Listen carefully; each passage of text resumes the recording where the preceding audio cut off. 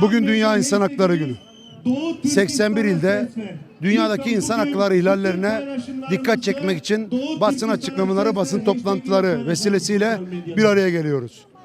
Ankara'da Doğu Türkistan'daki Çin zulmüne dikkat çekmek için özellikle toplandık. Bugün buranın ana teması Doğu Türkistan'dı. Çünkü Doğu Türkistan'da insanlık ayaklar altında, insanoğlu ayaklar altında.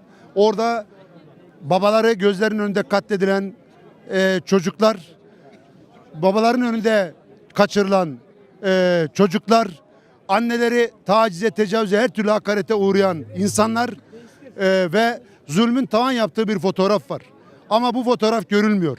Bu yaşanan zulüm dünyada yeteri kadar kendini göstermiyor ve insanlık buna yeteri kadar tepki vermiyor. Biz bugün Ankara'dan, Türkiye'nin başkentinden bu sesi yükseltmek için bir araya geldik ve Doğu Türkistan'daki kardeşlerimizin yanındayız demek için buradayız. Dünyadaki Birleşmiş Milletler'den G20'sine, OIC'sine, Avrupa Birliği'ne bütün oluşumlar, bütün devletlerin bir araya geldiği topluluklar toplantılar yapıyor, dağılıyorlar ama Doğu Türkistan'a geldiği zaman hepsi kör sağır kesiliyorlar. Bunun kabul edilebilecek tarafı yok. Memur Sen ailesi olarak bugün burada Ankara'da duyarlı insanlar olarak bir araya gelerek Dünya İnsan Hakları Günü'nde en büyük insan hakları ihlalinin tarihe kaydolduğu ama insanların sesinin duyulamadığı, kaybolduğu Doğu Türkistan'a dikkat çekmek için bir aradayız, buradayız. İstiyoruz ki Doğu Türkistan'ın sesi duyulsun. Doğu Türkistan asimilasyondan, oradaki soykırımdan, kültürel soykırımdan kurtulsun, özgür ve bağımsız olsun. İnsanlar huzur bulsun istiyoruz. Bunun için bu aradayız. Bu duygumuza, bu düşüncemize, oradaki yaşanan insanların yaşadıkları durumlara ilişkin duyarlılık besleyen herkesi buradan selamlıyor. Doğu Türkistan'a ses ver konusunda internetten sesini yükseltmeye davet ediyoruz.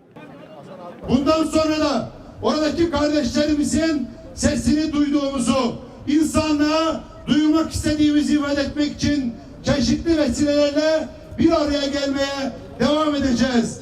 Yaşasın Doğu Türkistan, kahrolsun Çin zulmü diyorum. Türkistan'ı unutan dünya utansın. Ben Doğu Türkistanlı olarak yani Türk kardeşlerimizin bize böyle sahip çıkmasından çok hoşnut oldum, mutlu oldum. Doğu Türkistan'da yaşananlar yüzünden çok aslında hem üzgünüm hem Türkiye'de işte böyle kardeşlerimizin böyle bir durumda, böyle bir zamanda bize sahip çıkması, bize çıkıp böyle ses çıkarabilmesi için, çıkarabildiği için de gayet teşekkür ediyorum. Allah sizden razı olsun. Bu zulümler yıllardır devam ediyor. Daha da artarak da devam edecek gibi, bitmiyor dünyanın her bir tarafında. Tabii ki zulmün olduğu yerde biz de mazlumun yanındayız. Doğu Türkistanlık Uygur olarak hepinize çok teşekkürler. Bize sahip çıktınız. Gerçekten biz bu zaman kadar kimseye bu derdimizi hiçbir anlatamamıştık. Dünya şu anda harkıyor, herkes anlıyor. Bunların üzerinden hakkınızı helal için çok teşekkür ediyorum. Biz sizler için savaş edin demiyoruz.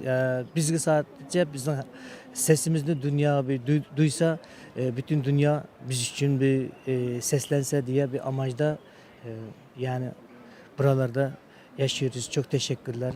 Doğu Türkistan'da olan yıllardır süregelen Çin zulmünü kınamak için buradayız. Bir farkındalık oluşturmak istiyoruz ve lanetliyoruz. Adaleti istiyoruz.